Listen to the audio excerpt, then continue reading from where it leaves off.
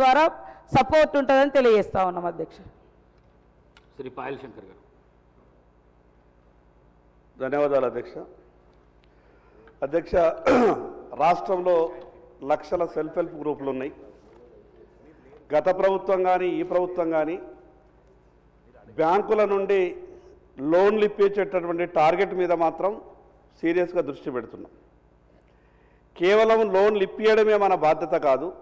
ఆ self help గ్రూపులకు మనం లోన్లు ఇప్పించిన తర్వాత వాళ్లకు ప్రభుత్వం నుండి ఏవైతే వ్యాపార లావాదేవీలు సంక్షేమ పథకాలు జరుగుతాయో వాటన్నిటిలో కూడా, ఉదాహరణకు ఈ రాష్ట్రంలో కడుతున్నటువంటి ఇందిరమ్మ ఇండ్లు కావచ్చు, ప్రధానమంత్రి ఆవాస్ యోజన ఇండ్లు కావచ్చు, ప్రధానమంత్రి జన్మన్ యోజనలో కడుతున్నటువంటి ఇండ్లు కావచ్చు, వీటన్నిటికీ దాదాపు 30,000 కోట్ల రూపాయల మెటీరియల్ అవసరం వస్తుంది.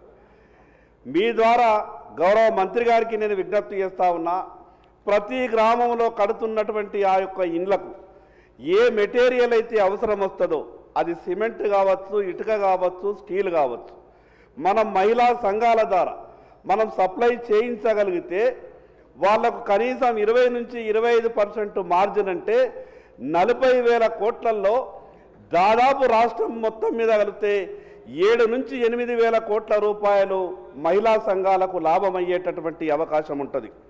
మరి అదేవిధంగా అధ్యక్ష, మొన్న ఈ పావలా వడ్డీకి సంబంధించినటువంటి డబ్బులు ఇచ్చిండ్రు, దానికి ధన్యవాదాలు. వడ్డీ లేని రుణాలు ఇచ్చిండ్రు. అంతకుముందు గత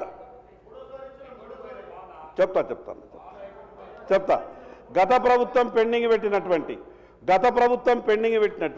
ప్రభుత్వాలు ఏవైనా ప్రజల కష్టాలు కాబట్టి గత ప్రభుత్వం పెండింగ్ పెట్టినటువంటి బకాయిలతో మాకు సంబంధం లేదనకుండా, వాళ్ళు ఏదో తప్పు చేసిందని తర్వాత వచ్చినటువంటి మనం కూడా తప్పు చేస్తే మీరు ప్రజలకు జవాబుదారీ ఈరోజు కాబట్టి గత ప్రభుత్వం పెట్టినటువంటి పెండింగ్ అంతా కూడా మీరు క్లియర్ చేయాల్సిందిగా మీ ద్వారా గౌరవ మంత్రి గారికి విజ్ఞప్తి చేస్తా ఉన్నాను. హాస్టళ్లకు సరఫరా చేసే సరుకుల విషయంలో కూడా మహిళా సంఘాలతోనే ఎక్కడికక్కడ చేయిస్తే రాష్ట్రం మొత్తం మీద ఏ టెండర్ పెట్టినా కూడా వేల కోట్ల